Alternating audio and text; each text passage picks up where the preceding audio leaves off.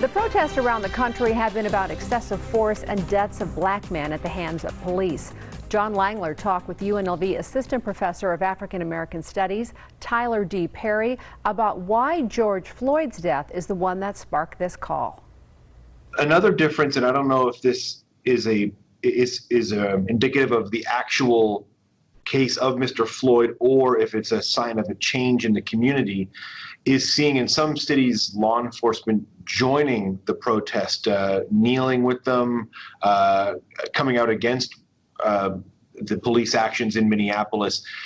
Is that a broader sign that there is change taking place, or is that specific because the video is so obvious? Yeah, I mean, there's probably multiple conclusions one could come to, and I think maybe a few things can be true at the same time. I mean, on the one hand, if you look at the tweets from various protesters and try to peel back the many thousands that have come across, is that they've suggested that the police did kneel initially, but then they did start dispersing the crowd in what was interpreted as a violent manner.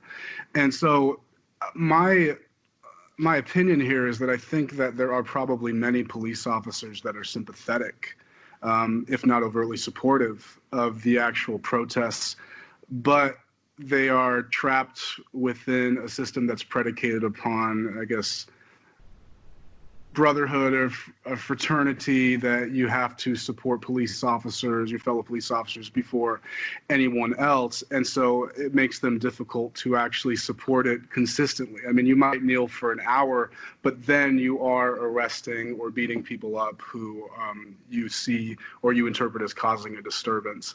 Is there a frustration in the African American community that nothing's changed?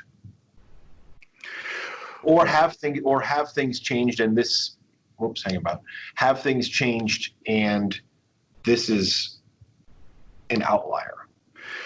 Okay, so I would say that the frustration stems from the fact that change only appears to have happened in the LVMPD to the extent that it has because people had leveled complaints against it. I mean, if people had been silent and just allowed police to continually brutalize them, then the police would have just kept doing it. And this was pretty consistent throughout the 1990s and into the early 2000s.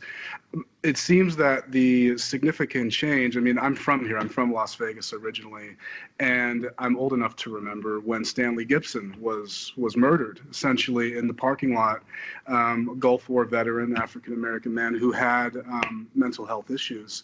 And essentially with an AR-15, he was gunned down. And it took that for a lot of the investigations to really commence. And so the frustration is why does it take Black trauma and murder to get people to wake up to the problems of police brutality?